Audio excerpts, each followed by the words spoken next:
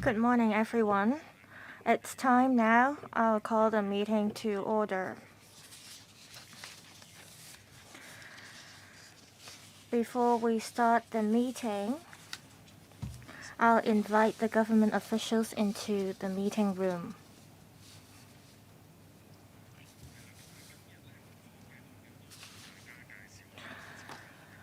We have today Mrs. Ingrid Young, Secretary for the Civil Service, Mr. Clement Leung, Permanent Secretary for the Civil Service, Mr. Oscar Kwok, Head of the Civil Service College, Mrs. Angelina Chung, Deputy Secretary for the Civil Service, Ms. Ann Chen, Deputy Secretary for the Civil Service, Mr. Gary Poon, Deputy Secretary for the Civil Service, and Mr. Hermes Chen, Director of General Grades of the Civil Service Bureau.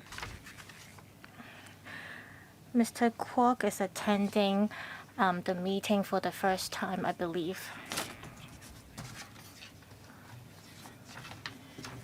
Item 1, information paper issued since the last meeting. There's been one information paper issued since the last meeting. It is updated information provided by the government regarding employment of persons with disabilities in the civil service. Are there any questions regarding this paper? All right. Next item 2. Items for discussion at the next meeting and the date of the next meetings. The next meeting will be held at 10:45 a.m. on the 21st of November 2022, and the one in December will be held on the 16th of December at 8:45 a.m.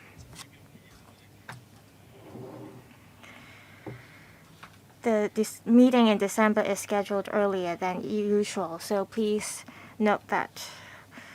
Any questions regarding the proposed meeting dates? All right, thank you. Regular meeting in November. That is, the government recommended discussing the following items. First item, an overview of the civil service establishment, strength, retirement, resignation, age profile, and gender profile. The other item is an overview of medical and dental benefits for civil servants, pensioners, and eligible persons. There are items to be discussed on the list. Any comments or views on the proposed agenda? If not, then we will proceed as proposed. Item 3, briefing by the Secretary for the Civil Service on the Chief Executive's 2022 Policy Address. Secretary, please. Thank you, Chair. Members, the Chief Executive announced on the 19th of October his 2022 policy address and policy measures. The policy initiatives relating to the Civil Service Bureau are set out in the papers we submitted to the Secretariat last week. I will give a briefing on the main points. To lead Hong Kong in moving ahead, we need a capable government that can deliver results. The civil service, being the backbone of the government, is the key. The CE has proposed various measures in the policy address to strengthen civil service management.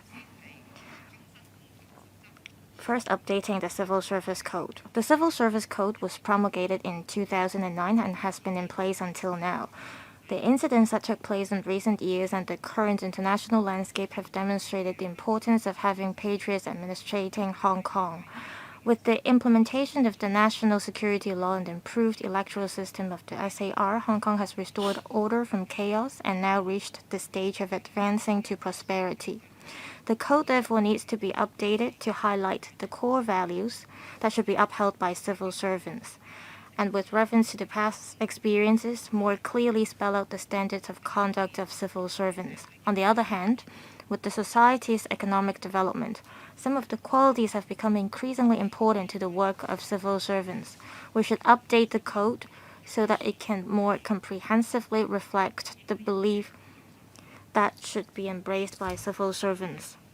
The updated code will elaborate on the core values and standards of conduct which present-day civil servants should uphold. After initial deliberation, we've come to the view that civil servants should have strong awareness of safeguarding national sovereignty, security, and development interests, and they have to be dedicated to their duties, be people-oriented, embrace teamwork, and be ready to take up commitment and responsibilities. All these will be incorporated into the updated code. The code will assist civil servants in understanding their responsibilities and guide their daily work, decision-making, and conduct. We expect to, in the first quarter of next year, issue the updated code to the staff side for consultation. Policy address also mentioned about strengthening the reward and punishment systems. Another part of personnel management enhancement is strengthening the reward and punishment systems. This gives civil servants more motivation to play out their abilities and do their best, and allows the quality of the team to be enhanced. On reward, we will launch the Chief Executive's Award for exemplary performance from the second quarter of next year onwards, and on a regular basis of every 3 to 6 months, we will acclaim exemplary teams, individuals, or cases for civil servants to learn from.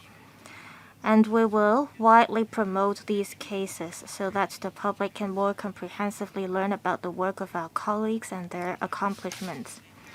In addition, we will provide enhanced training and advancement opportunities. We will enhance the promotion of high achievers, identify as early as possible from various department officers with potential, outstanding performance, and ability to take up commitment, and through career management and succession planning, enhance their training to prepare them for taking up high responsibilities.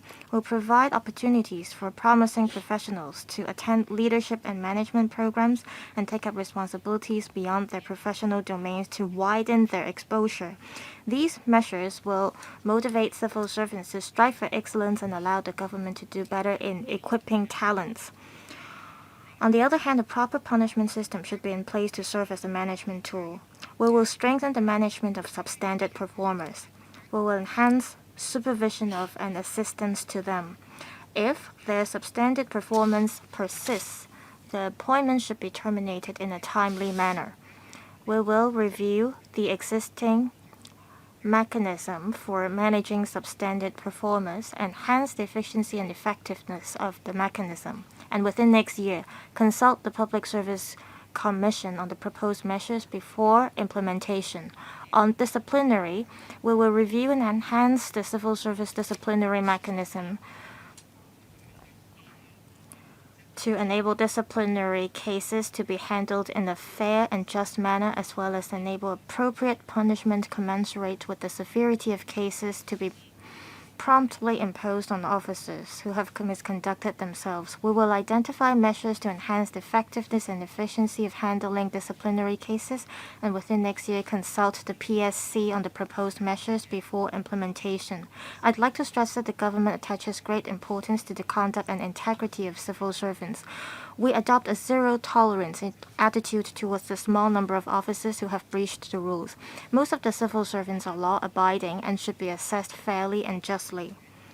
On training, through the Civil Service College, we hope to make ongoing efforts to enhance training for civil servants. In particular, we accord the highest priority to enhancing civil servants' understanding of the constitutional order of the Hong Kong SAR and the country's development, reinforcing the patriotic spirit, the citizen-oriented service ethos, and team spirit of civil servants to build a result-oriented team culture. After the establishment of CSC last year, what we need to do next is strengthening CSC's establishment and organizational structure. To date, except for the creation of the post of the head, CSC has been operating on the establishment and organization structure inherited from the former Civil Service Training and Development Institute. To cater for the enhanced functions of CSCs and the increasingly complex nature of our work, we will use existing and new resources to establish under CSC the School of Public Sector Leadership. The school will be dedicated to the training of senior civil servants, in particular those with potential for advancement to the senior echelon. months in order to enhance their leadership, governance, and public policy making capabilities, as well as to ensure the accurate understanding of the one country, two systems principle and the development strategy of our country. CSC will also establish the School of Professional Development, which will be dedicated to the provision of foundation and professional development training for civil servants. This will allow their continued participation in training from induction and through different stages of their career to update their knowledge and skills at work. In the long run, CSC seeks to develop itself into a training base on public administration for leaders in the wider public sector who share a role in the governance of Hong Kong. In terms of actual training, CSC will, in the coming year, roll out 2 new projects. First, to enhance civil servants' understanding of national affairs. CSC is collaborating with the Institute for Hong Kong and Macau Studies, Peking University, to design an in-depth training program for SAR's directorate officers to enhance their understanding of one country, two systems and the contemporary China. CSC also plans to, within the year, launch a training program on the theme of holistic view of national security so that our colleagues can develop a comprehensive view on national security. The program will foster civil servants' understanding of the challenges Hong Kong faces in the complex international environment, in safeguarding national security and the responsibility civil servants should shoulder. I would also like to talk about enhancing the existing mobilization protocol. Under the new government-wide mobilization level, rosters will be drawn up in advance to include designated personnel from various departments who will stand ready to cope with major incidents that require the deployment of considerable manpower, and CSB will do the overall coordination. The enhanced mobilization protocol will help ensure that during such major incidents, civil servants can be mobilized promptly for a quick response. Other policy initiatives relating to CSB are set out in the panel papers. I would not repeat them here. This is the end of my briefing. Members are welcomed to raise questions. Thank you, Secretary. Apart from members from our panel, we've also invited other members to participate in the discussion of this item. It's time for members to ask questions now. You may press the button to speak.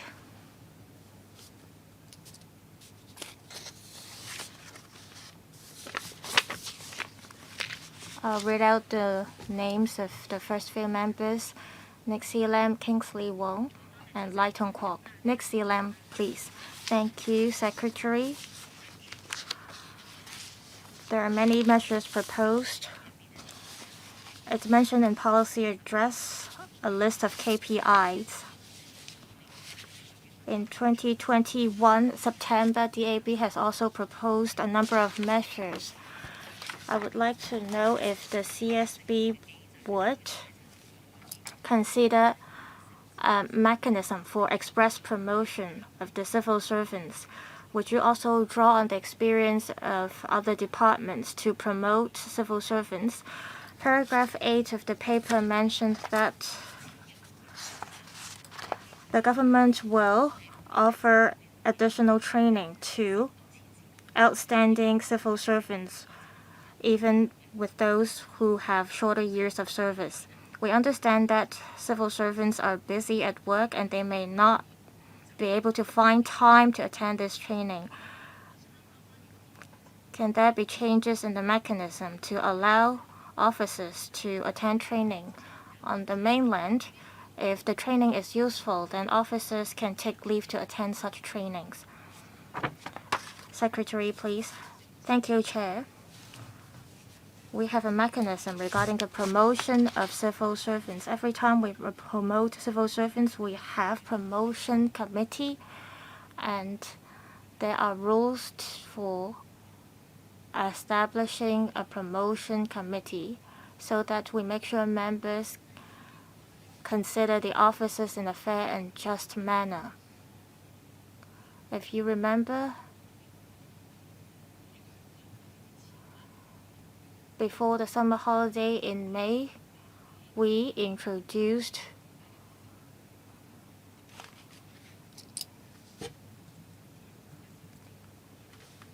a system to do an internal recruitment, that is, all eligible or qualified civil servants for suitable posts, and we also do open recruitments. For example, for information service officer,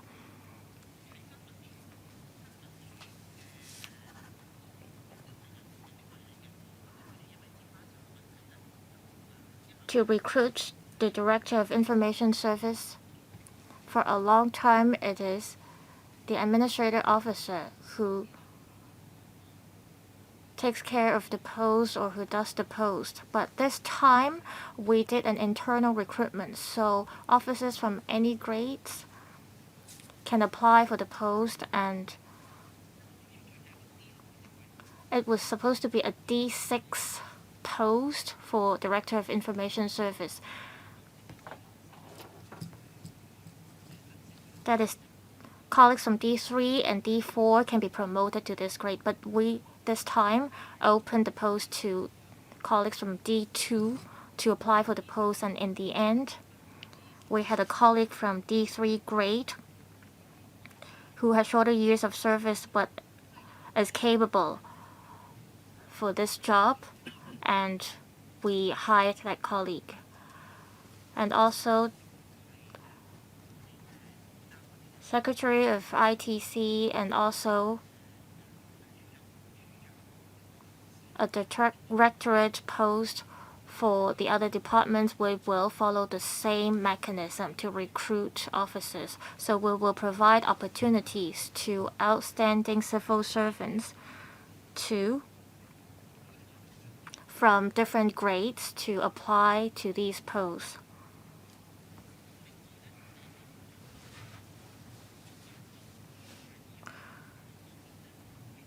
Regarding whether civil servants have time to attend training because of heavy workload, sometimes civil servants are unwilling to let their colleagues attend training because of heavy workload. I think we need to have a change of culture, and heads of departments should realize that they should give time to colleagues to attend training. They should not only look at the work at hand, but should have more. Mr. Kingsley Wong, Mr. Lê Trung Kwok, and Mr. Tony James, Mr. Dennis Low, Mr. So Chong Wing, Mr. Ronick Chen, Mr. Chao Siu Chong, and Mr. Gary Zhang. Chairman, in the 20th Party Congress report, there was mention of the principle of patriots governing Hong Kong, and in Western countries, they are really intensifying the pressure on Hong Kong and on the mainland. And as the Secretary said, we have to enhance the sense of awareness in terms of national security. Now, for senior civil servants, there is no nationality requirement. They don't even have to make any declaration about their nationality. Is it really in keeping with the principle of patriots governing Hong Kong? Now, for the directorate posts, they are responsible for formulating and executing policies, and they are in key positions of responsibility. And they're supposed to safeguard national interests. Would there be any conflict there? Second, would there be any change of policy to make sure that there will be a nationality requirement for the senior civil servants? At least there should be a declaration system about their nationality. Hong Kong is a cosmopolitan city. We have the backup of the mainland. We have connection with the rest of the world. And there is some requirements in the basic law that people with foreign nationality can be recruited as consultants. Now, in recruiting the people with foreign nationality to become consultants of the civil service, what is the situation like? And also, Hong Kong has to be integrated with the national development, and civil servants are supposed to be well versed in the mainland. And the exchange program with the mainland seems to be a long way off. And do you have any specific timetable in this regard? Secretary. Nationality of the civil servant. Article 99 of the Basic Law has some requirements regarding the civil servants. That one has to be permanent resident of Hong Kong. In terms of nationality, there is no specific requirement. We don't have any intention for the time being to make any changes. We're acting in accordance with the Basic Law. Even for Directorate civil servants, we do have expatriates, like in the police, and they do have Directorate staff who are expatriates, and they are putting in really excellent performance. For civil servants, local or expatriate, they have to swear an oath of allegiance. They have to uphold the Basic Law, and they have to be dedicated to their duties. And we have conducted a lot of training on the NSL. The awareness in this regard has been enhanced. I don't really worry too much about this. Despite the absence of any nationality requirement, I'm not really worried about it. As to the recruitment of consultants, it is quite rare to have consultants recruited from outside of Hong Kong, but we may not have the right expertise at a certain level, and it is only on this in this situation that we might mount recruitment from outside of Hong Kong. And we would make an exception to the permanent residence requirement. Like earlier, we didn't have the right candidate for law draftsman. We had someone recruited from outside of Hong Kong to serve as draftsman. And also mainland exchange program. In the light of COVID, we haven't reopened our border. We haven't quite started yet, but work is in hand. We are liaising with the mainland authorities.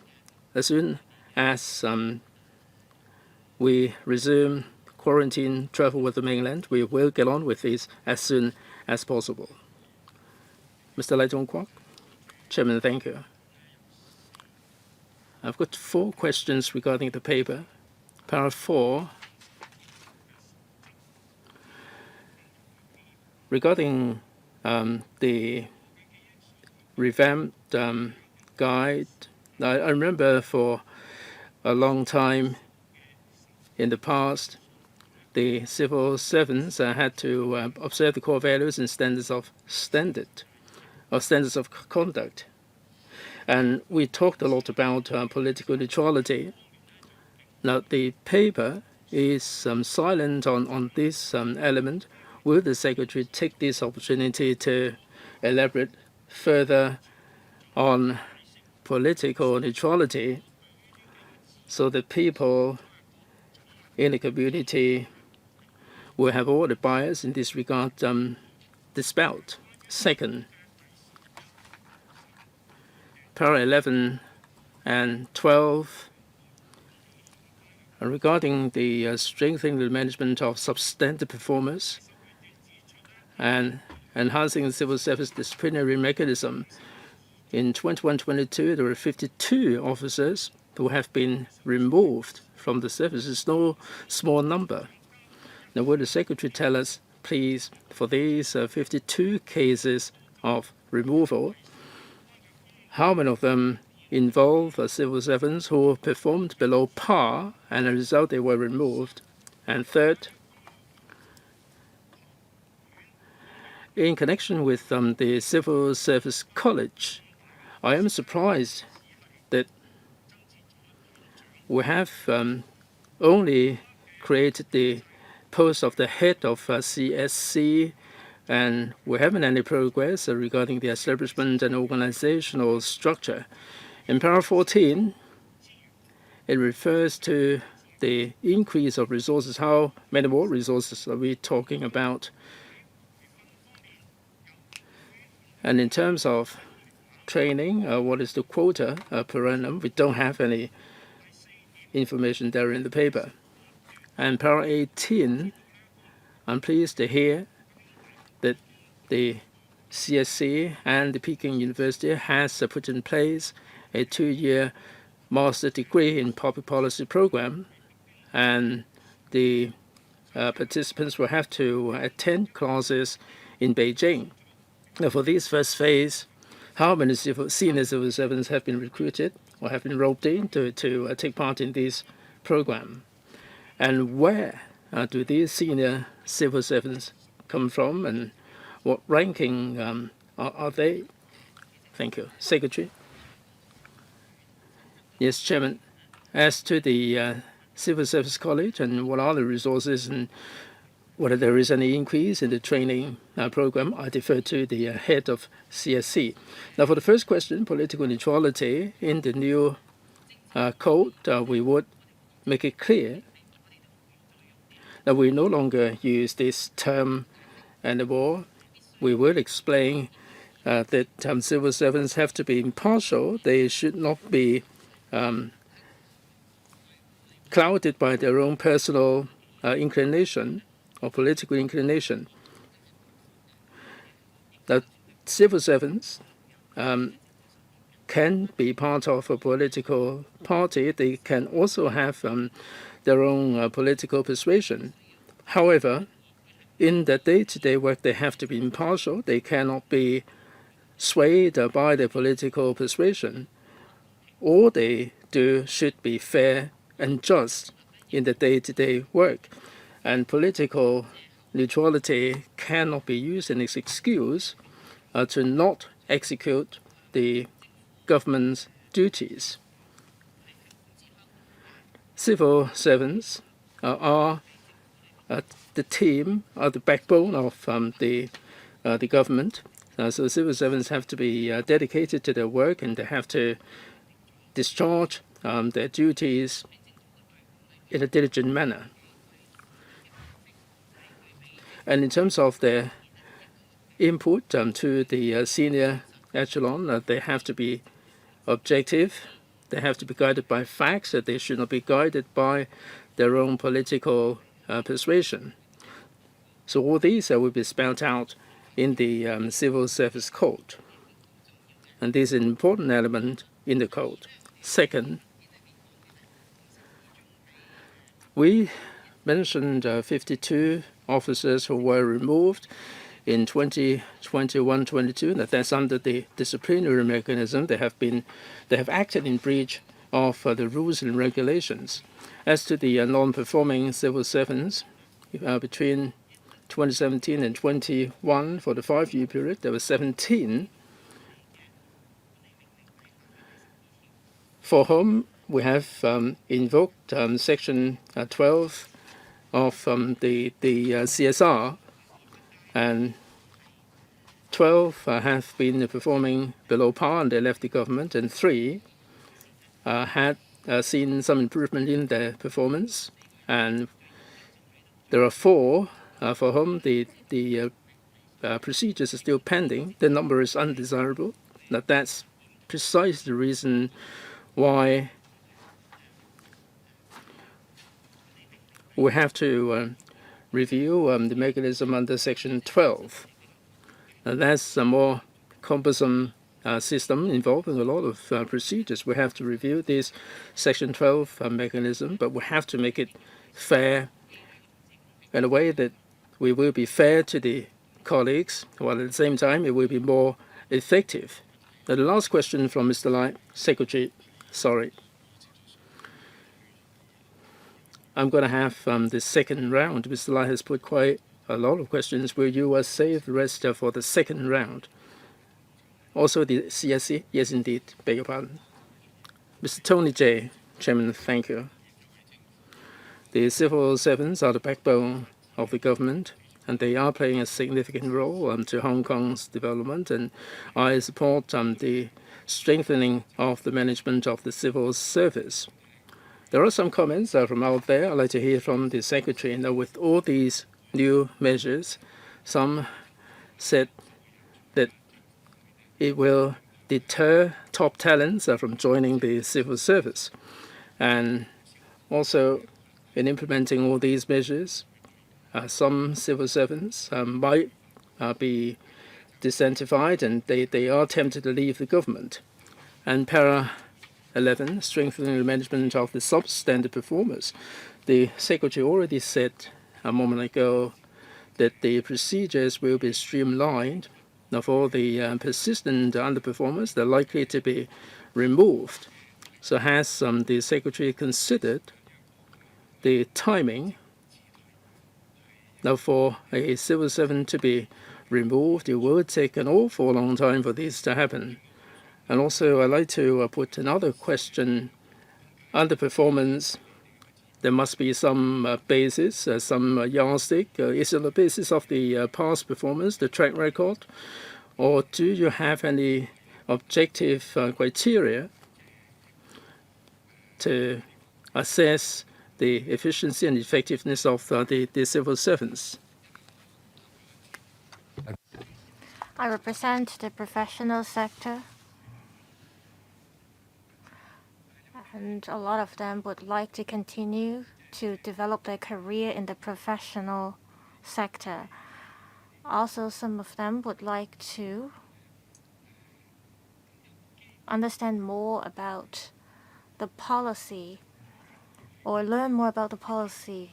Can there be more training provided in this regard for the civil servants who would like to learn about policy making so that they can have a better understanding of what problems are faced by other departments? We're not worried about the professional sector. We want to strengthen our rewarding and punishment systems. For the substandard performers or those with conduct problems, I think we have a mechanism in place, and for those who would like to serve Hong Kong and the government, this is actually a factor attracting them. And for existing or serving civil servants, if they would like to be promoted, after we have enhanced the mechanism, they will be presented with more opportunities, and they would not be dragged down by the substandard performers. Secondly, for mechanism handling substandard performers, do we have an indicator? We haven't got to that stage yet.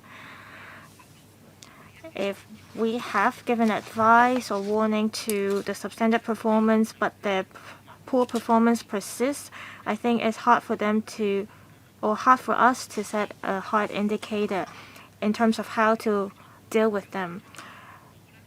For now, we will give them another chance, and otherwise we will give them 3 months or 6 months time to improve based on Section 12 of the CSR. We hope that from the beginning to the end we will give enough time for them to improve their performance, but the time frame should not be too long. And for the third question, whether civil servants have time to learn more about the policies apart from CSC's programs,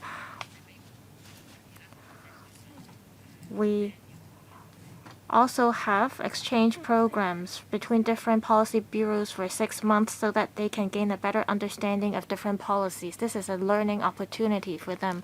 Next, Mr. Jamie Ng.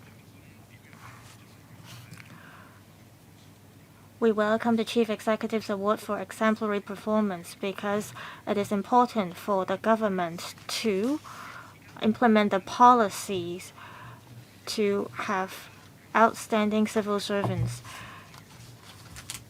I think there are already existing commendation schemes in place. Would these schemes be implementing at the same time with the Chief Executive's Award? If yes, then what are the differences between the two schemes? For this new scheme, I believe there is punishment system as well, and they have to be subject to a demerit system, apparently. So, and also, how do you avoid the situation where civil servants slack off or do not do work because they do not want to make mistakes? Secretary. Under the exemplary scheme or exemplary performance scheme, we would acclaim exemplary teams or cases. And for the commendation schemes, it is usually teams that participate in that scheme. But for Chief Executive's Award for exemplary performance, as long as an individual or a team performs well, then we will acclaim them. So it's not limited to a team. As for the other commendation schemes, they are mostly projects or teams. So the Chief Executive's Award for exemplary performance covers a wider scope, and we can only do it every 2 or 3 years because it requires a lot of manpower and resources. So as long as there are good cases or individuals that is worth our recognition, then we will publicize them openly. So they're not in conflict with each other, the existing commendation schemes and the exemplary performance scheme. So most importantly, the new exemplary performance are not limited to teams as long as they should be acclaimed. As for the punishment system, if the CSR is regulated, there will be punishment system in place. If there are civil servants who violate the regulations, then we have punishment and punishment system in place. As for the exemplary performance scheme, we'll have to wait for civil servants to have outstanding performance to acclaim them.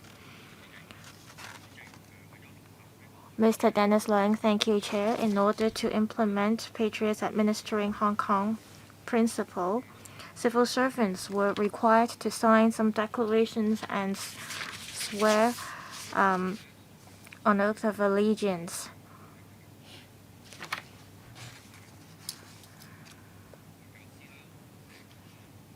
But for other posts, for example, teachers and social workers or UGC staff, they require resources from the government. So when would these people have to swear an oath of allegiance so that they can reflect the principle of Patriots Administering Hong Kong and put it into practice since they're using government's resources? And it was mentioned that 2 centers will be set up, including the School of Professional Development and the School of Public Sector Leadership. It is mentioned in the policy address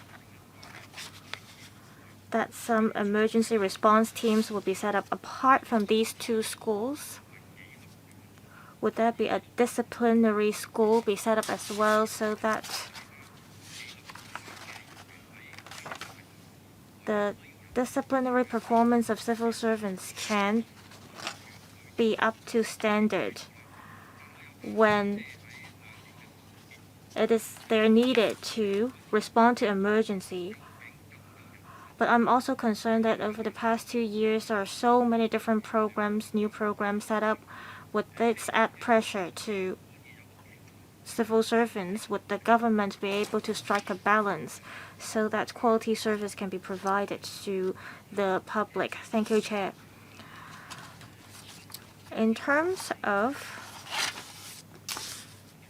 organizations under government subsidies, I think the government is still looking into the arrangement for the requirements for subsidized staff. For example, for teachers, before they join their post, they have to take the basic law test and national security law test, which is in line with the requirements for civil servants. we need some time to look into what kind of procedures would apply to these subsidized staff. As for the collaboration between different civil servants or departments when there is an emergency, well, the civil servants will first have to have the awareness that they cannot be so calculative and they have to work with each other. And for disciplinary staff and staff handling administrative work, I think there should be a team spirit between them. Regarding team spirits and the collaborative effort or ability to work with each other, there has been trainings provided to them. So we will continue with providing these training. And for the enhanced mobilization protocol, we will explain to civil servants the importance of teamwork. The third question is on manpower deployment. We have about some 190,000 civil servants currently. We will review their work and see what is out of date and what procedures are out of date so that we can deploy staff to new jobs or tasks. So it doesn't necessarily mean that the workload will unlimitedly increase. We have been reviewing their works regularly. Mr. So, Chen Wing. Thank you, Chair. The CE mentioned the policies relating to civil servants in his policy address.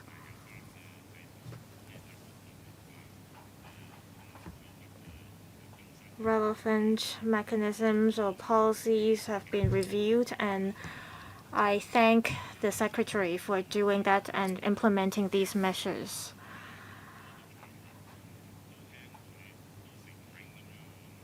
The CE, since his taking of office, have been telling us that the civil service is an excellent team, but there are criticisms on civil servants' performance. Is there a problem with the existing policy or the performance? I would not dwell on it today. But while there are reward and punishment systems in place, would the Secretary consider openly publicizing the good stories of the outstanding staff? This can, on one hand, motivate civil servants to improve, and also with the punishment system, require civil servants to observe the rules.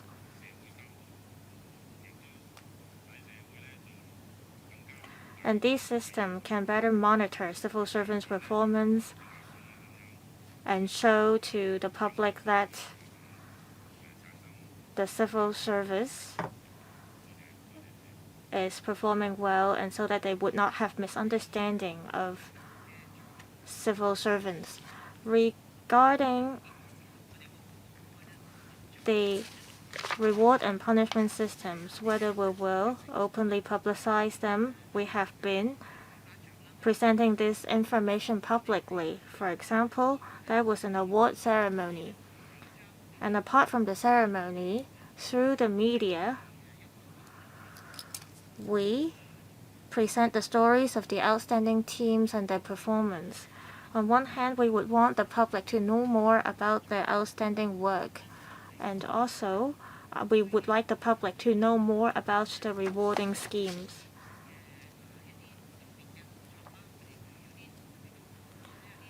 Some of the civil servants, they may face special problems or difficulties at work, and CSB on our Facebook page, we have also been presenting to the public the outstanding performance of our staff, and we will do more in the future. As for punishment, well, the management knows that the staff are subject to punishment, and this will have a deterrent effect on other colleagues.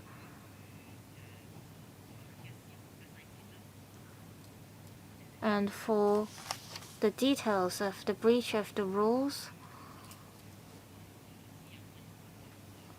if we publicize the details, it may infringe the privacy of the colleagues concerned. But if the details of the incident are worth mentioning to other colleagues, we may redact the personal details of the colleagues concerned and use this kind of examples to warn our colleagues. Ms. Ronick Chen. Civil servants are serving the members of the public, in particular those who are public-facing. So the public's appraisal would be serving as a very good reference. Now, with regard to this CE's award for exemplary performance, will you consider the assessment or evaluation on the part of the public? Also, in terms of punishment, for those who are performing below par, will you be acting like the business organization? You have to have a quota for the worst performing civil servants.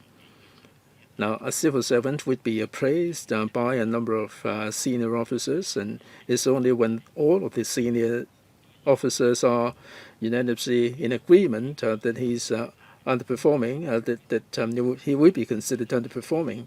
But this is unlikely to happen. How can you actually evaluate the actual performance of the civil servants? Second, Mr. Kingsley Wong asked about the exchange. You said this has ground to a halt because of the COVID. Now, you have all these seminars and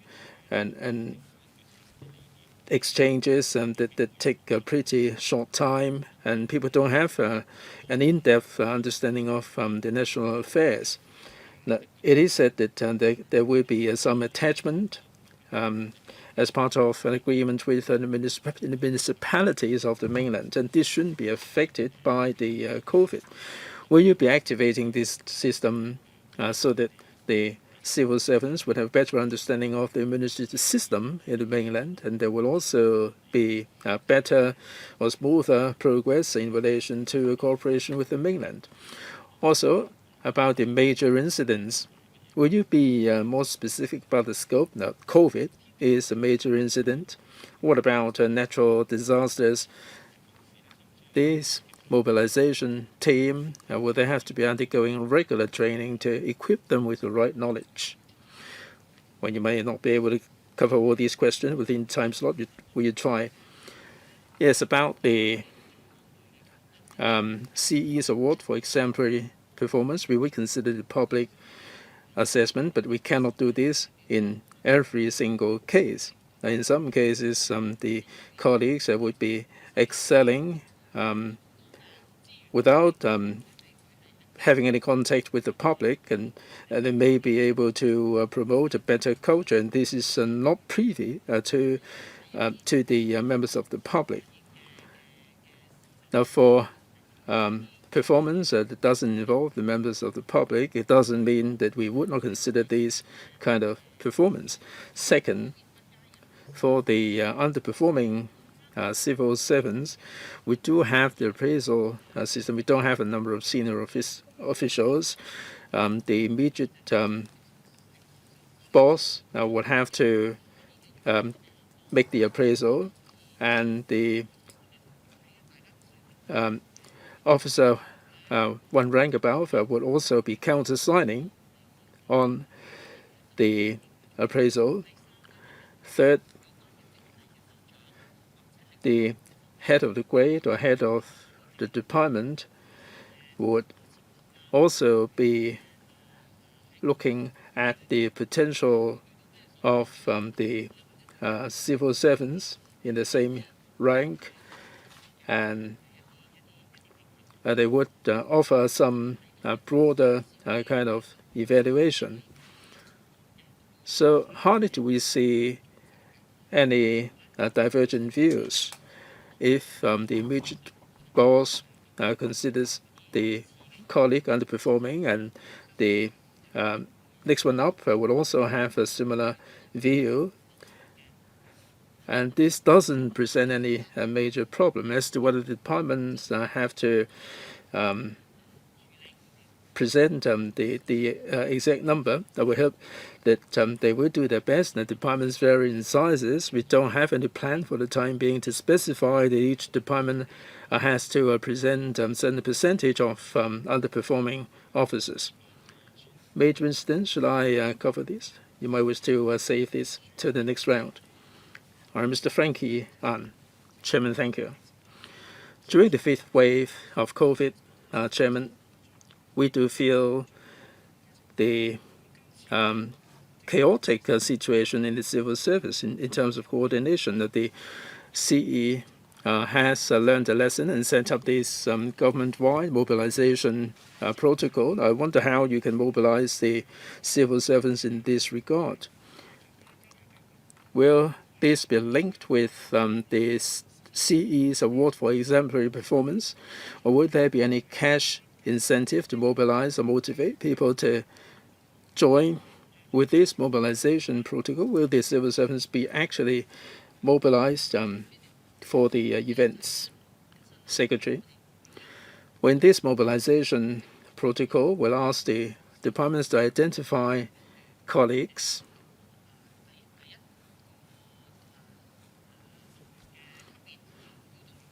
now, when we need to do the mobilization, the colleagues would be aware that they will be the first to be mobilized.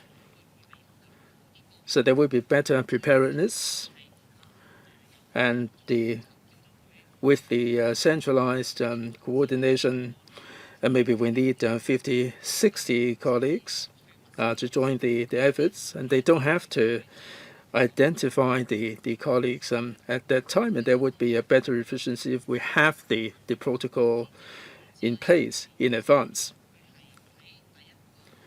When the colleagues are aware that they will be in the first batch for mobilization, if they do need to take leave, there will be replacement to be identified,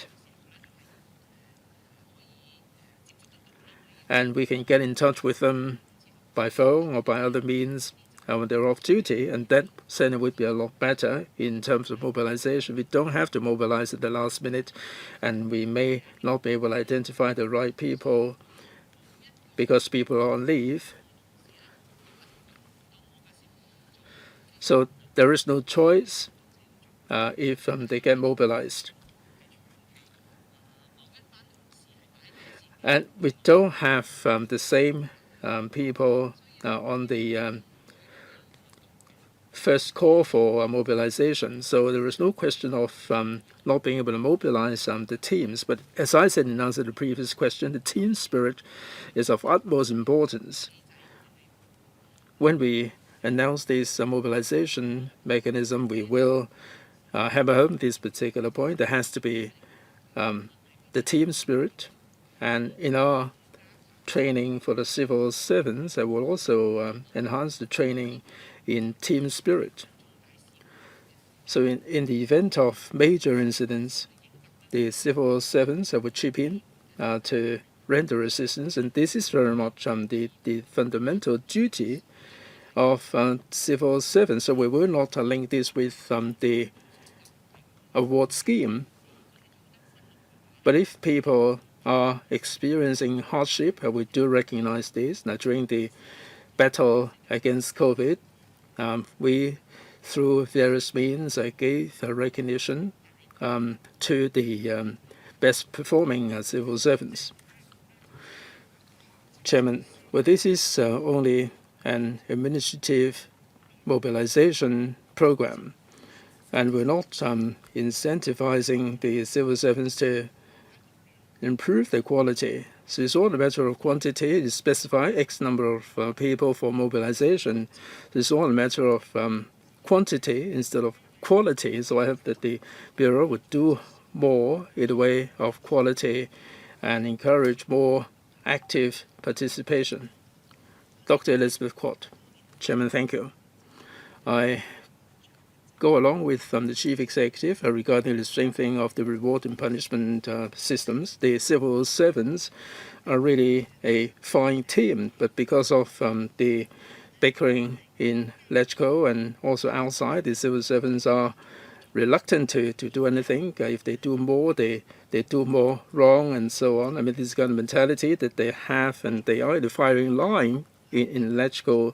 Now, how can we change this culture? We hope that the civil servants would be proactive when the CE has introduced so many initiatives in the PA, and I'm sure that in their own spheres of work, they would proactively come up with initiatives to excel. I believe they get the duties imposed upon them, or if they rather the duties be imposed on the next department and so on. But I think we have to change this culture, and if they excel, they will get rewarded. Now, the CE's award for exemplary performance is really good. In Singapore, for instance, in the civil service, they do have the cash incentive system. So will the administration consider likewise? This would become more of an incentive, and you're going to be able to attract more talents into the government. If people are underperforming, how are we going to be punishing them? I've heard some stories that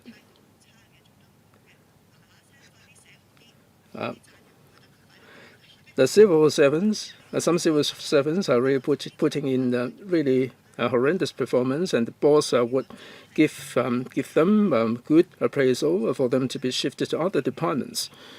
If civil servants are acting in breach, like if they use the fake vaccine exemption certificate, will you be investigating? Will you be meting out punishment on them? And I think you will show the civil servants and the public that you really be punishing when people are in breach. Secretary, the civil servants are really dedicated to their duties. And I think we have to say more about this in the media. People tend to have the impression that civil servants tend to avoid doing things and that would land them in trouble. And I don't think we do have a lot of these kind of civil servants, because otherwise very little would get done. The honourable member is right that we should do more in the reward area, and hence this proposal. As to whether we're going to be introducing cash incentive, I think we have to consider the fact that civil servants' remunerations are at a reasonable level, and we also have to coach the civil servants to be providing good service. In the private sector, they may be able to get more cash rewards than the civil service. And I hope that civil servants would have the mind to serve the members of the public. So we do have reservation as to whether we should introduce cash incentives. As to punishment for the civil servants who are underperforming, will we give them good appraisal for them to be posted out? We don't encourage that. We don't really want the management to do that, and this kind of culture has to be stopped.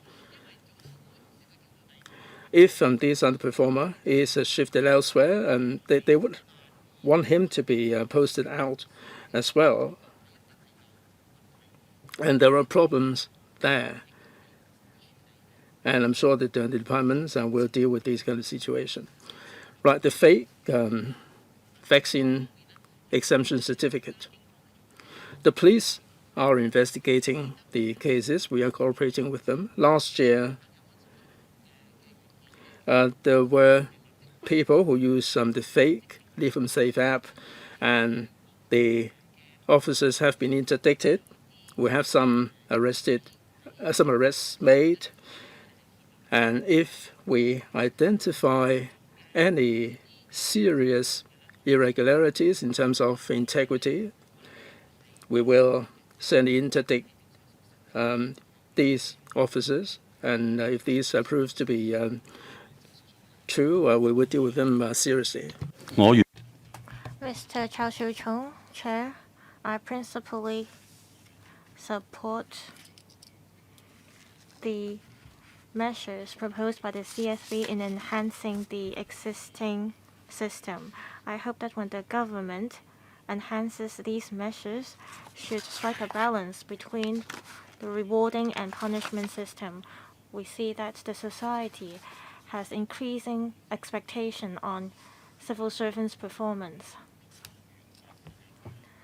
We have also noted that there is low morale among civil servants and there are fewer people applying for civil service posts.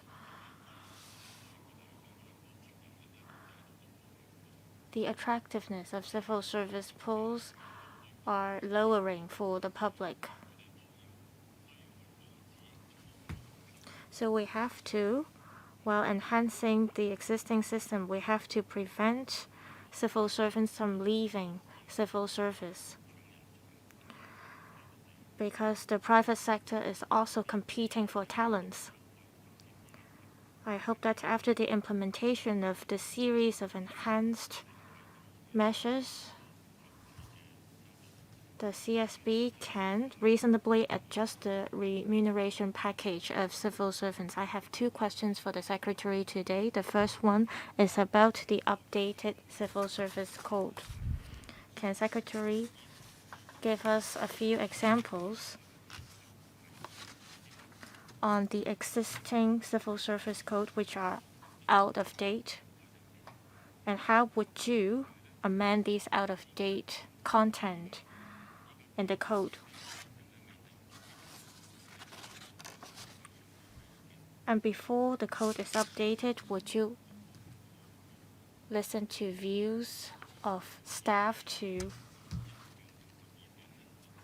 better communicate on the content of the code? And in paragraphs 11 and 12 of your papers, you mentioned about enhancing the management of substandard performers, and you mentioned that you will consult the Public Service Commission before promulgation and implementation. You did not mention anywhere that you would consult the staff before promulgating the measures. Would you fully consult the staff on the enhancement of the disciplinary mechanism? Thank you, Chair. On the reward and punishment systems, Mr. Chow mentioned that it is hoped that the government would reasonably adjust the remuneration package. There is certain mechanism in place regarding the adjustment of remuneration.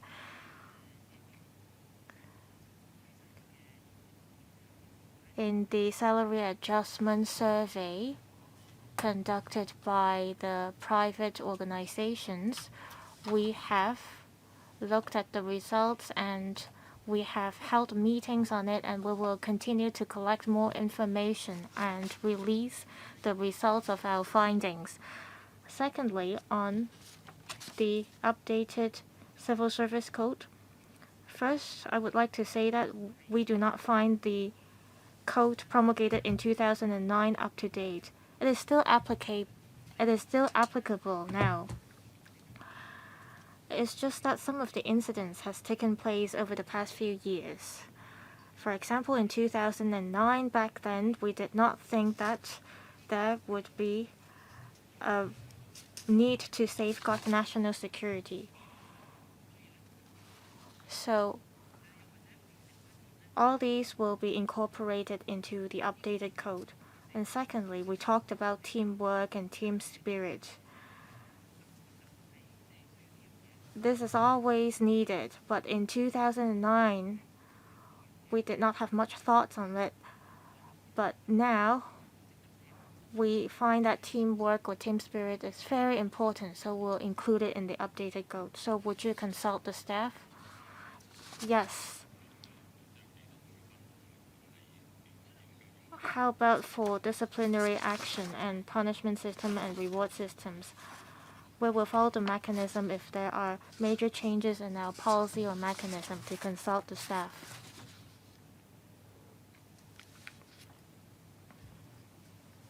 Dr. Simon Lee.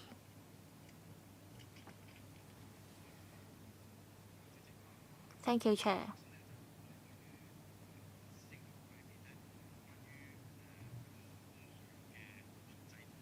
Regarding the civil servants policy mentioned in the policy address, we appreciate them, and I would like to take the opportunity to say that the civil servants have been performing well.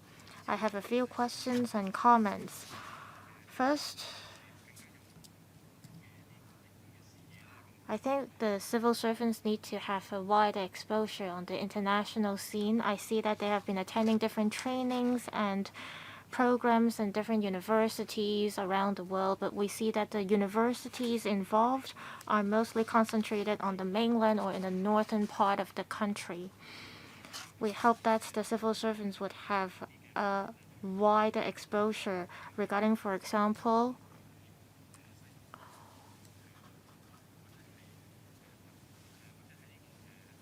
BRI, and I wonder if they can, for example, can be collaboration with Guangxi and other parts of the country to promote the country's policy.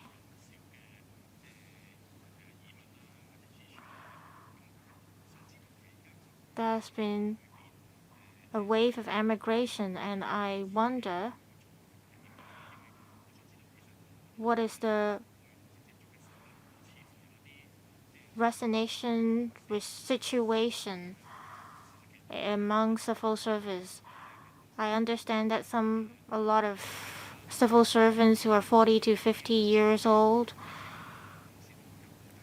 who are perhaps in the management of the civil service, are thinking of leaving the system. And how would CSB cope with the loss of talents in this respect? Do you have information available now, Secretary? Perhaps I will answer the first question first. Most of our training is concentrated in big cities in the mainland, for example, in Guangdong province or in Wuhan and Nanjing, and the universities in these cities offer management and administration programs, and they excel in offering these programs. So that's why we're sending our colleagues there.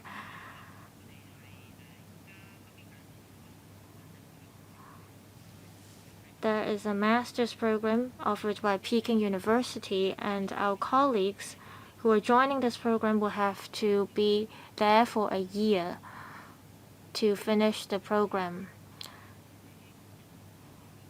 And there are also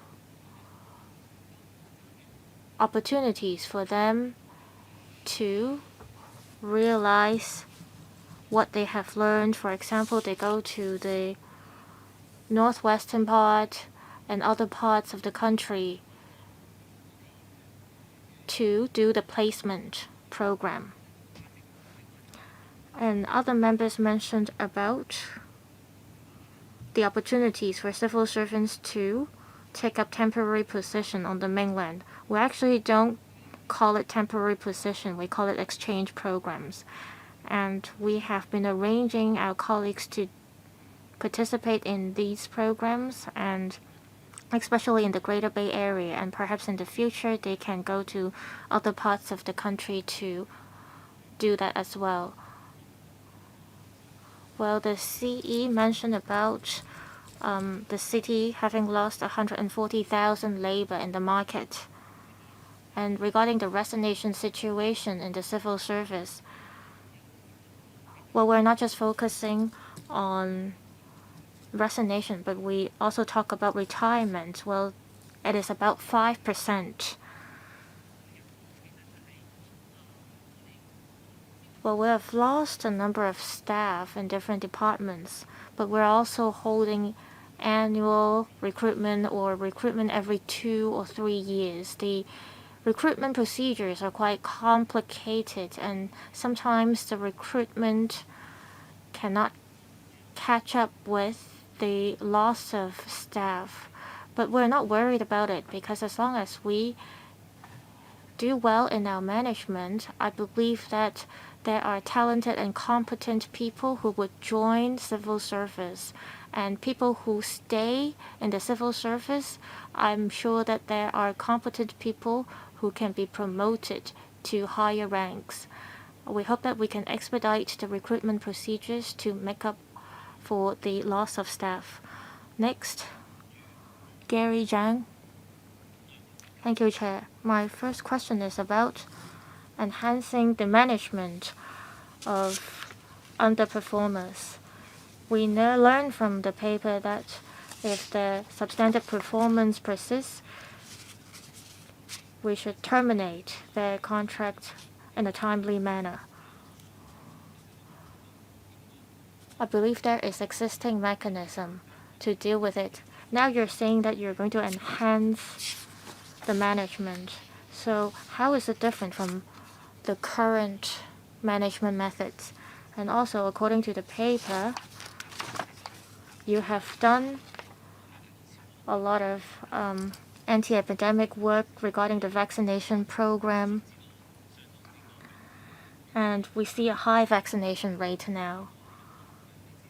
But the number is based on the survey on the population. But do you have numbers on those who have been vaccinated here but have left Hong Kong? Have you done an analysis on these figures? We're continuing to putting in resources into these vaccination programs. So I wonder if you have done relevant surveys on the statistics. Perhaps I'll answer the second question first. On vaccination, last year our statistics department has released the 2021 census report, and we have used the latest data from the report regarding different age groups to do our analysis. For example, there are, students who are studying abroad but have been vaccinated here. Well, unless they do the registration in the post office and update the information on the Leave Home Safe app, then we will be able to grasp the certain details. We may not be able to do it systematically because people who have been vaccinated here may now be living around the world. So we have already used the latest data for conducting our analysis. So there shouldn't be a major or significant discrepancies. We also have a significant number of people who are still waiting to get their second or third doses. So there is still room to boost the vaccination rate.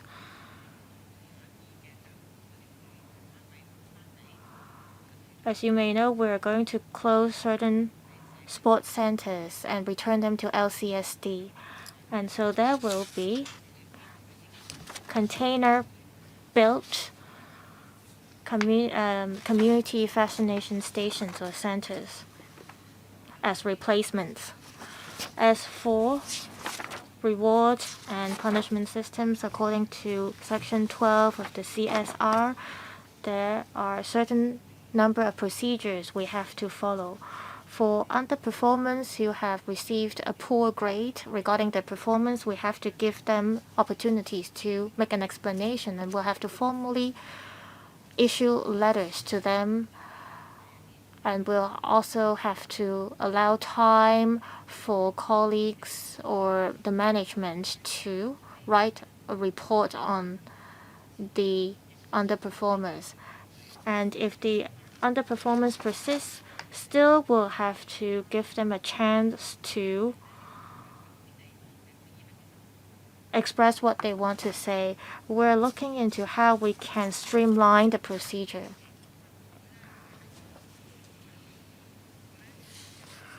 Or would there be cases in which underperformers improve, but after a certain period of time perform poorly again?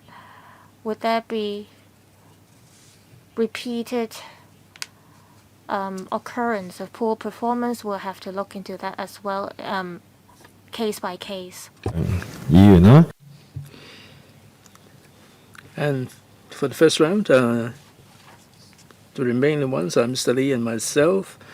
And then I let the administration address some of the questions that remain unanswered, and then I move on to the second round. All right, it's my turn next. My view is actually similar to Mr. Lai Tung Kwok's.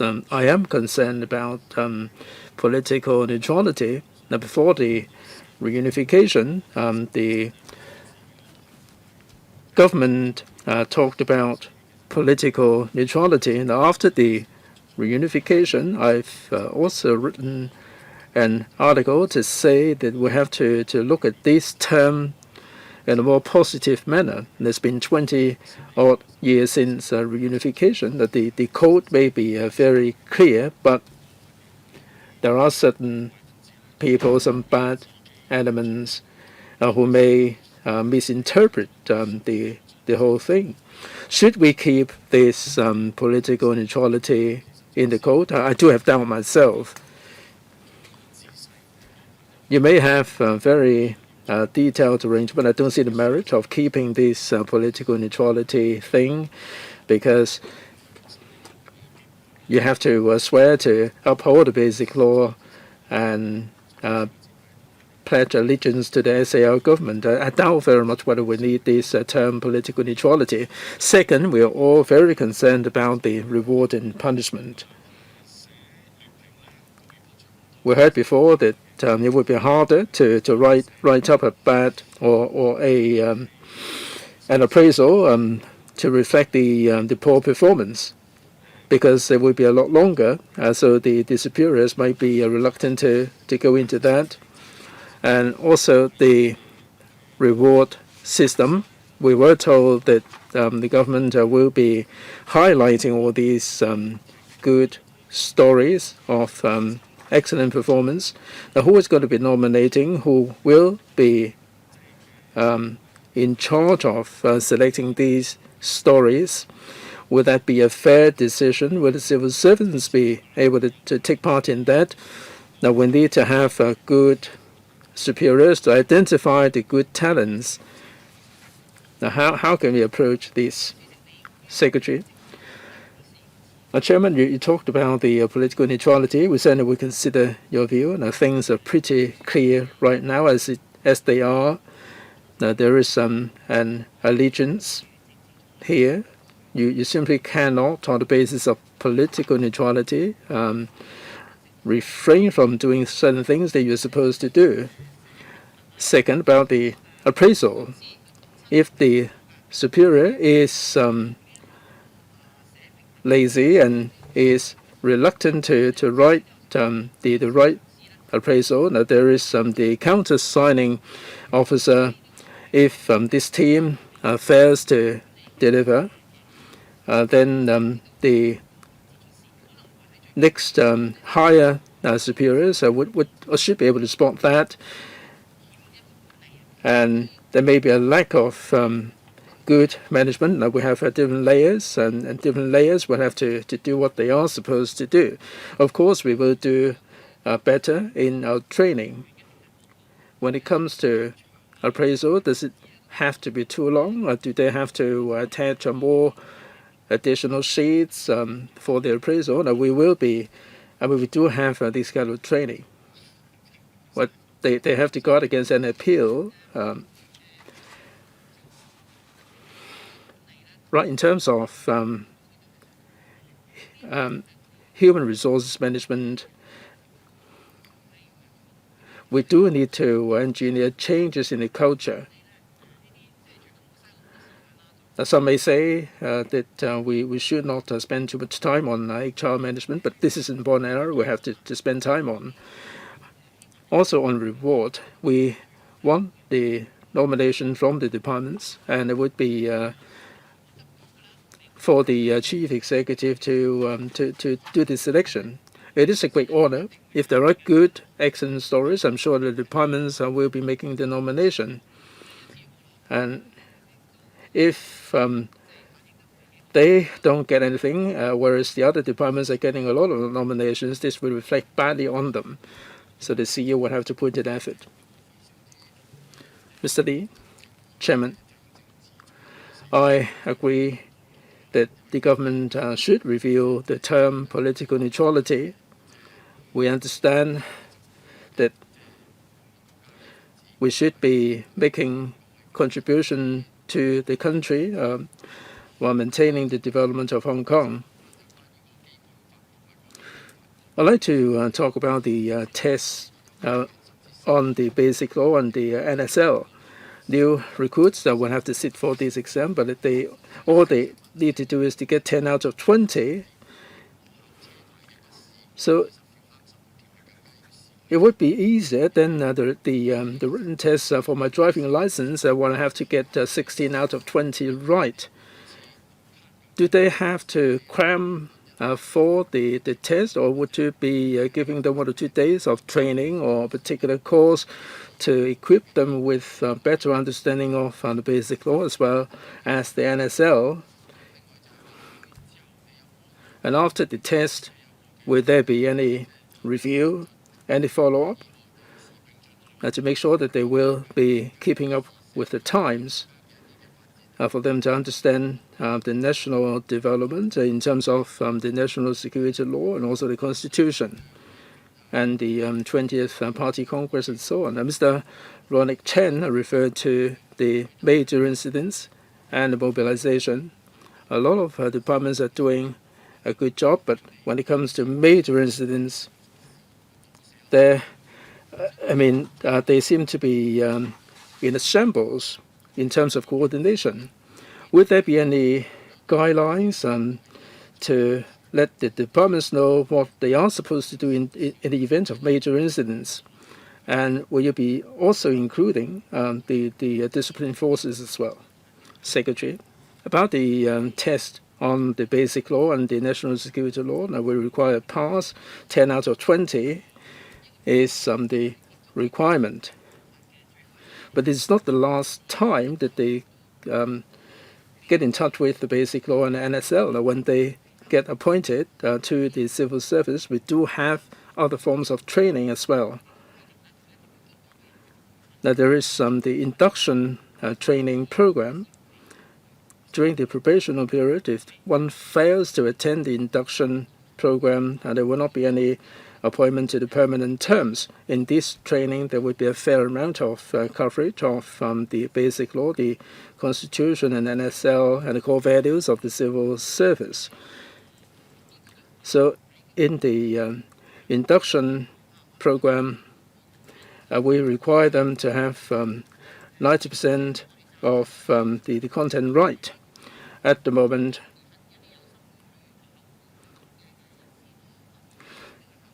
we don't train people before they sit for the exam. Now we're dealing with a lot of graduates, and in the primary, secondary, university level, they do have education on the Basic Law and NSL. They're not starting with a clean sheet.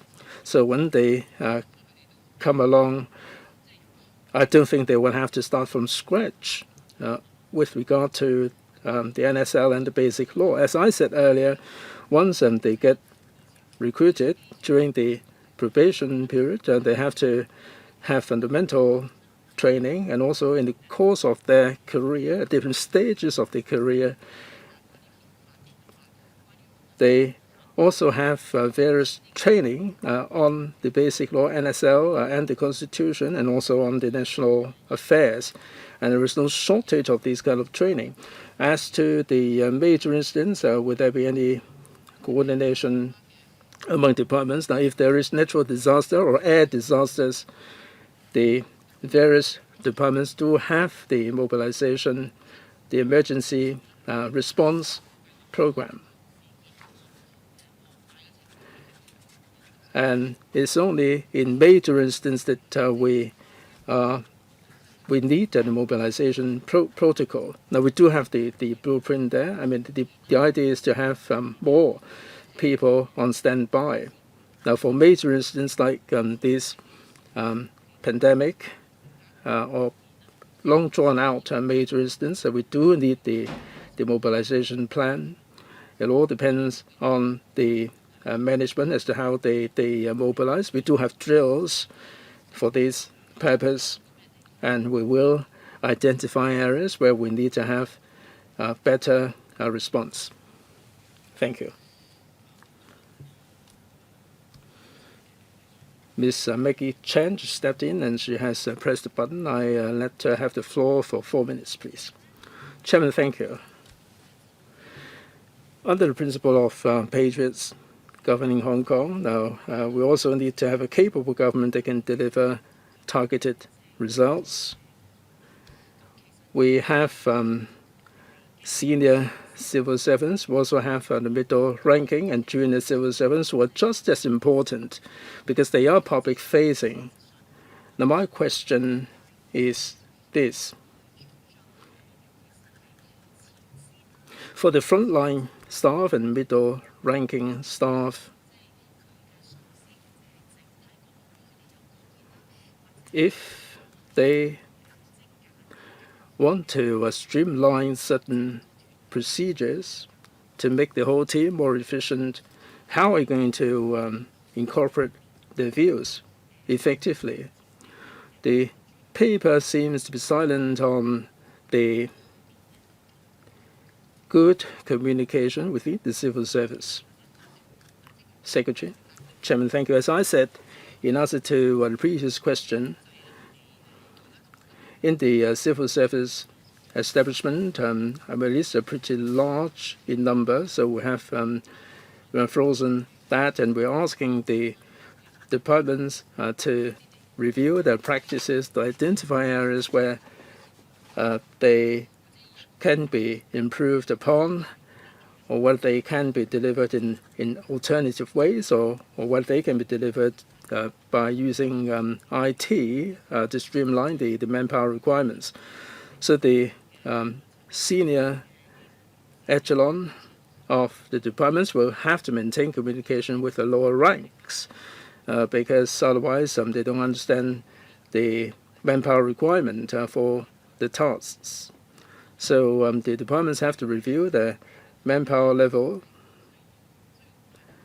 and they have to cope with additional tasks using their existing level of manpower.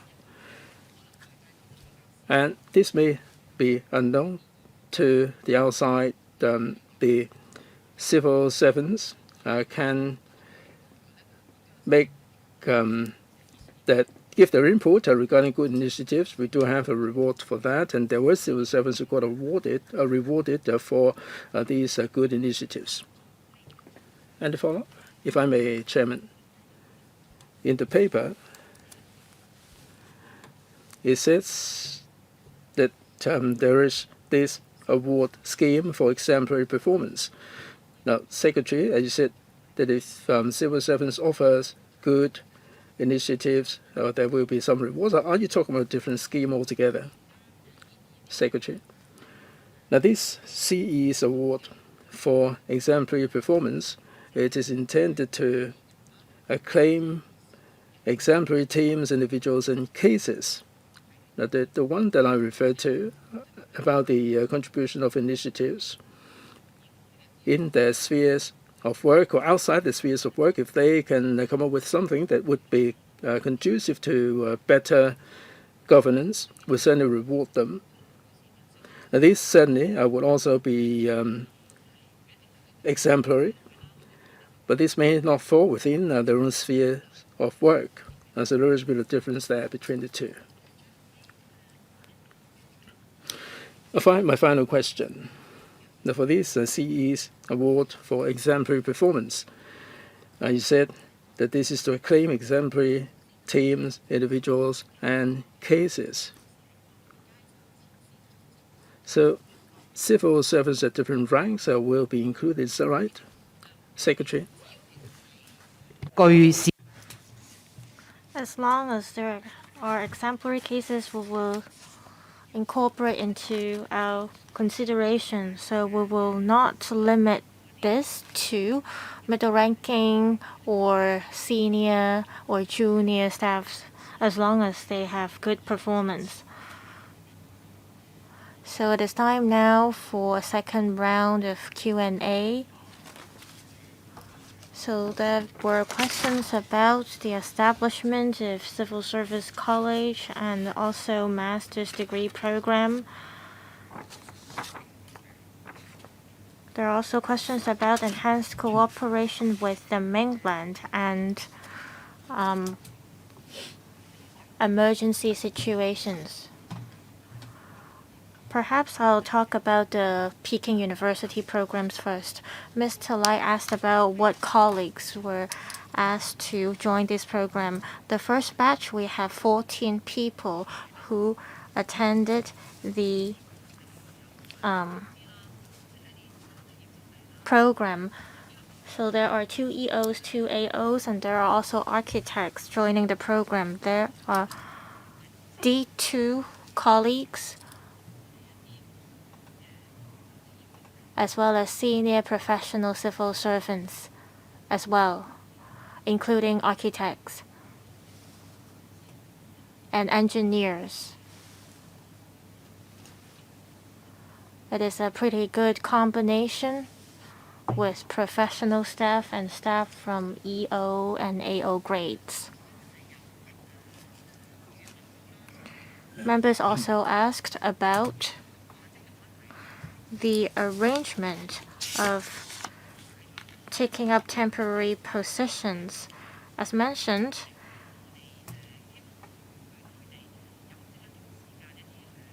taking up temporary positions has a special meaning on the mainland. I think this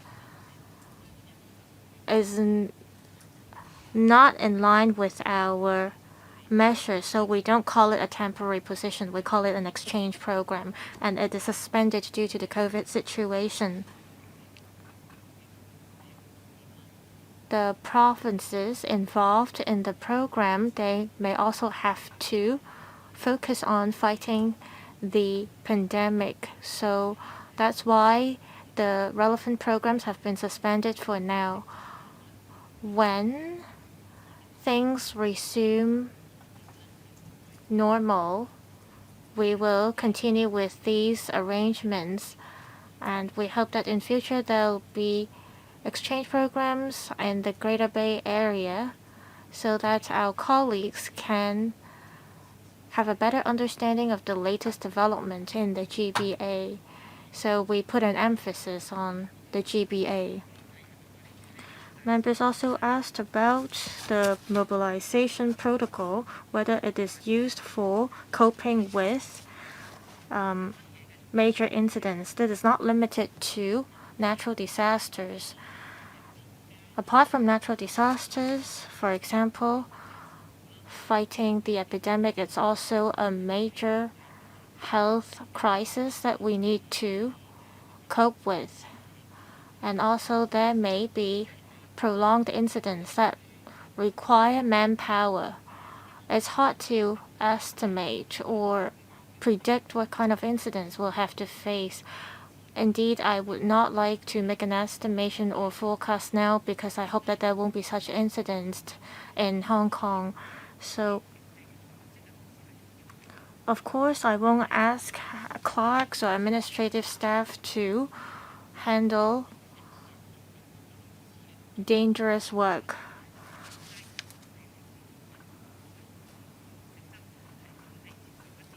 But our colleagues will have to be prepared to take up tasks that may be different from what they normally do in their positions.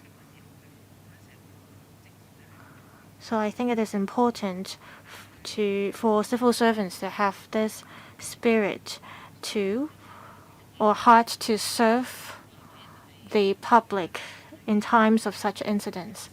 So I will now defer to head of the Civil Service College to answer the other questions. I will respond to the question about establishment of the CSC.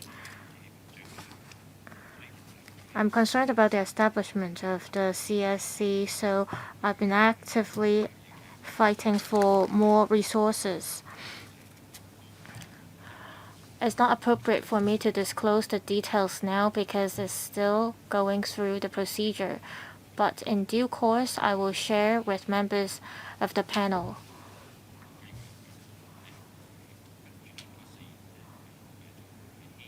My plan is in the coming 4 years, we can have 90 additional staff in the college. We'll have to ask for resources and funding in the LegCo. All I can say is that at the moment we've been getting great support and the progress is desirable. And the resources should be sufficient for us to establish the 2 schools. Members also asked about the quotas places for training in 2022. CSC estimates that the total number of people benefiting from the training would be 80,000. There are 4 aspects. For national education, 280,000, management 350,000, language training 170,000, and leadership training 250,000.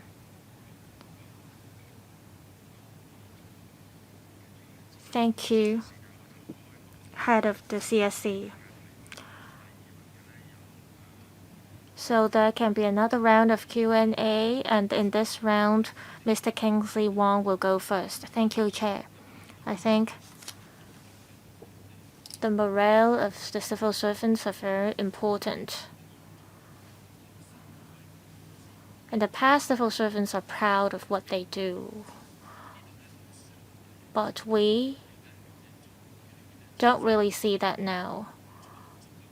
I think apart from the remuneration package, the level of respect that they get and the level of satisfaction are also very important to civil servants. So would there be any publicity work done by the CSB to let the public know that civil servants is not just doing a job, they're also a job to serve the society? Do you have plans to enhance the social status of civil servants and also their image in the society so that civil servants can be proud of what they do and that the general public can pay more respect to them? Also, I've heard from dedicated civil servants that there are many rules and regulations, and the less they do, the less easy for them to make mistakes. So when you update the Civil Service Code, would you consider relaxing some of the regulations so that civil servants can have more room to do their work?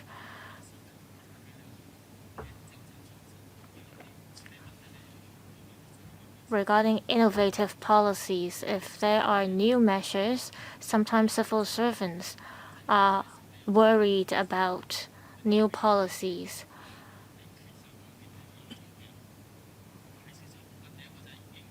So my question is, can you do something about the policy so that there is room for civil servants to do their work? Because sometimes the rules are too strict, and so it may be easy for civil servants to break the rules. Thank you, Chair.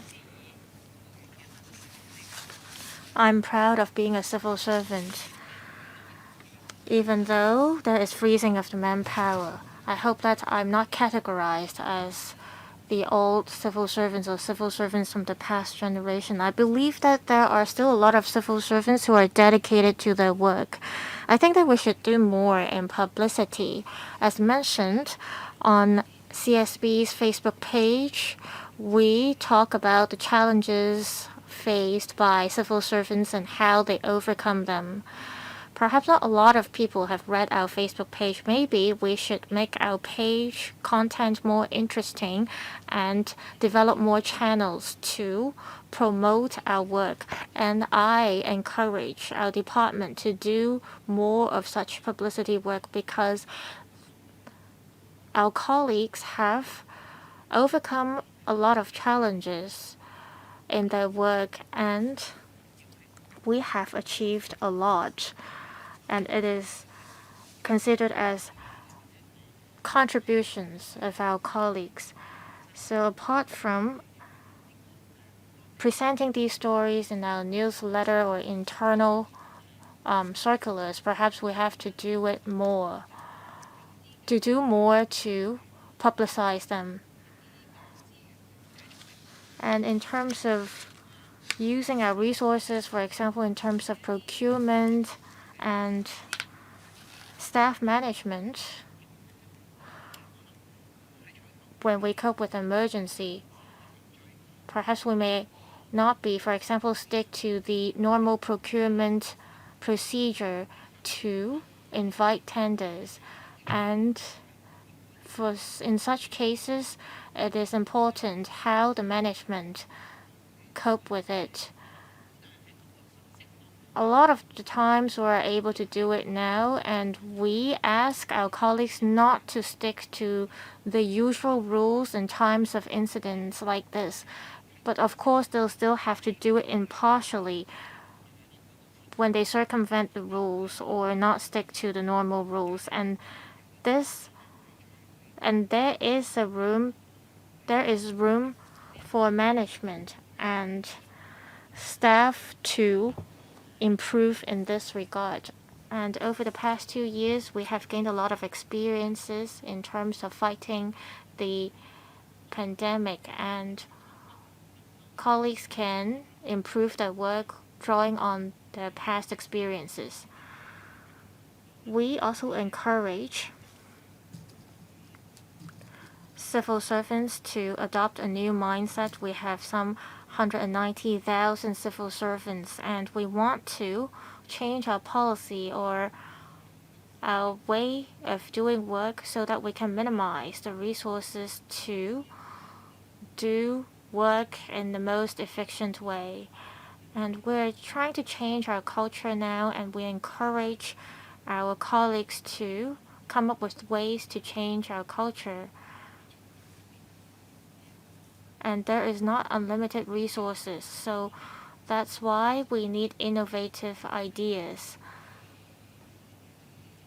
which will be very important in our future work. So in short, we are trying to change the culture internally. Dennis Leung. Thank you, Chair. I see that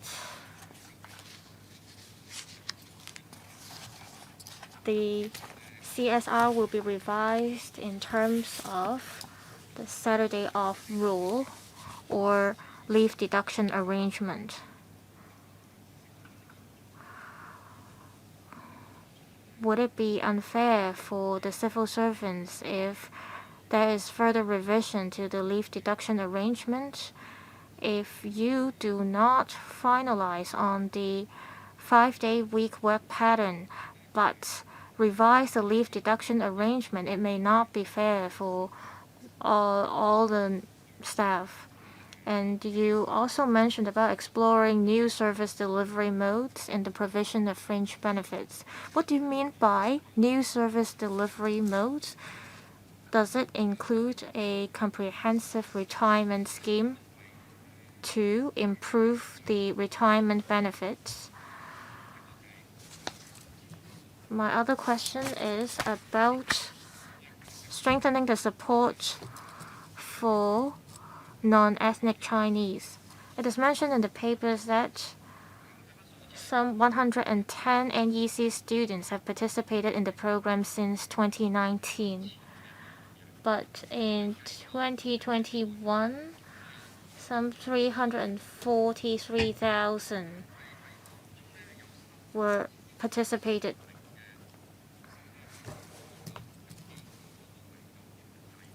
And 31,150 NEC are studying in schools in Hong Kong. So 110 is that a very small number in terms of the number of non-ethnic Chinese we have between 2019 to 2022. I think there should be some sort of indicators. Otherwise, we'll not be able to help this group of people to rid poverty. Another question is about youth development.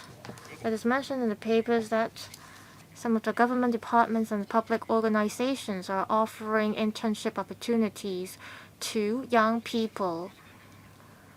What is the expected number of people who will be able to benefit or participate in the programs? Who are eligible for this program? For example, secondary school students or university students. Can Secretary elaborate, please? 知我哋咁多問題。 Mr. Leung, you put a whole barrage of questions, and the Secretary may not be able to answer them all. We'll try to address as much as we can, Secretary.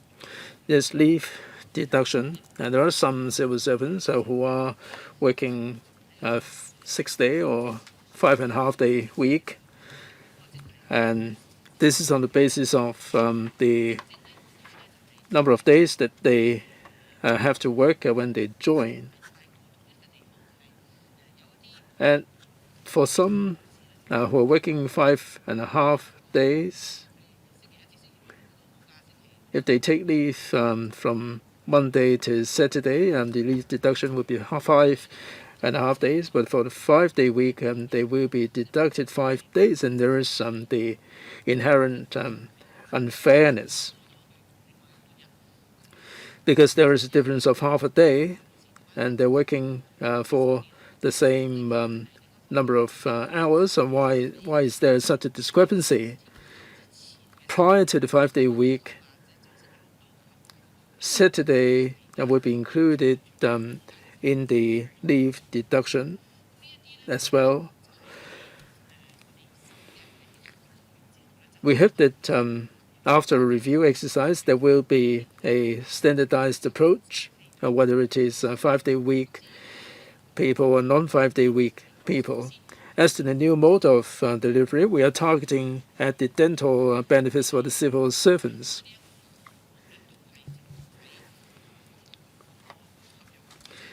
Dental benefits are part of the fringe benefits of the civil servants.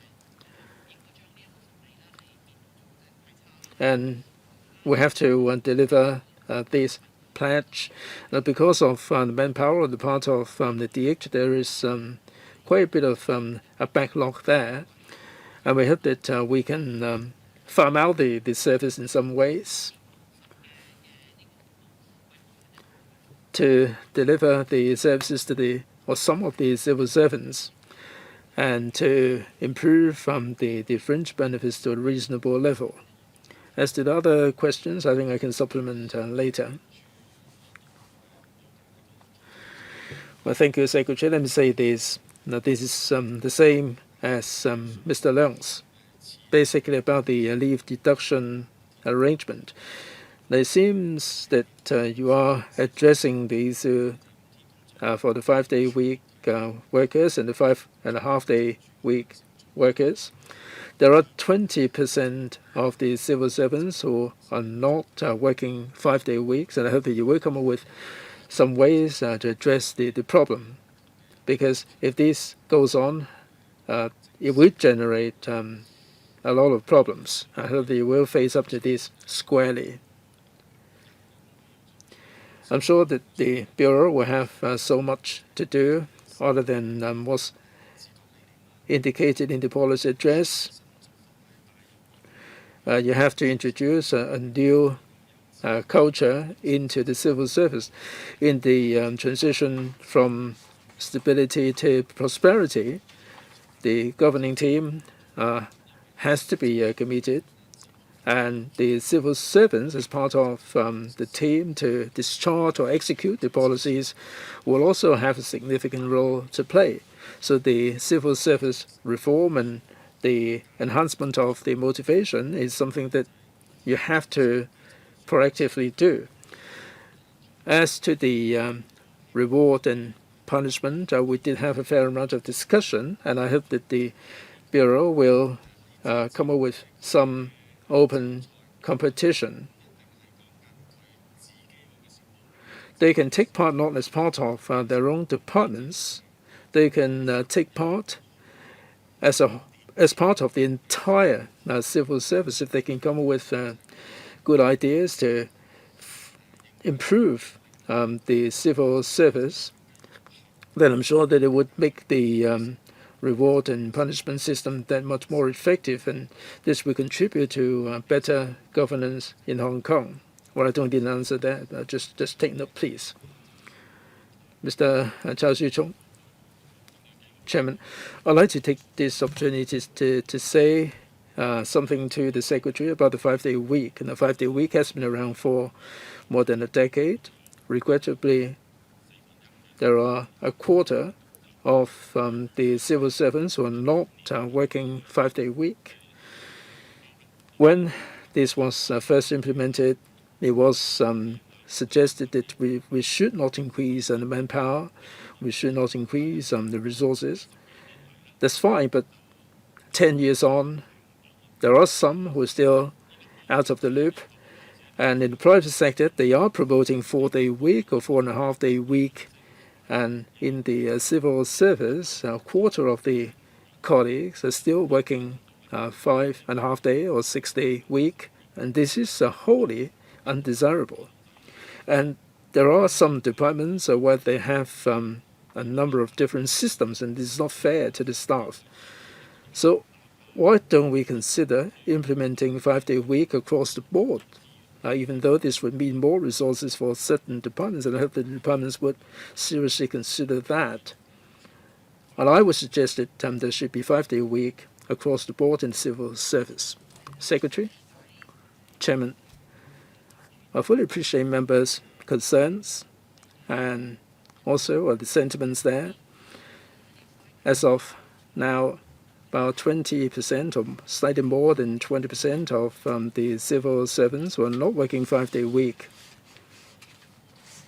But as the job nature changes, as the public aspirations change, the departments are changing the way in which they deliver their services. There are some departments that are doing something about the rostering and also the number of the squad.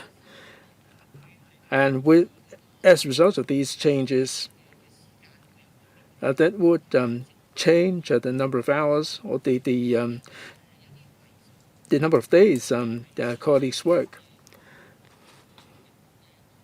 There are civil servants who are working or not working 5-day week, and we encourage these departments to continue with these new practices. And there are indeed more civil servants who can serve 5-day week, and the number would be getting smaller as time goes by. As to more resources should be devoted to make this happen, I think we have to tread carefully because we're dealing with public resources there which are finite. The people maybe not be working 5-day week, but they are working the working hours that they sign up to when they first joined. So basically, the departments are making progress there because they are changing the way in which the services are delivered. Any follow-up? If not, my thanks to the Secretary and her team for being with us. And they've addressed the questions regarding the policy address and any other business. If not, the meeting is now adjourned. Thank you all very much.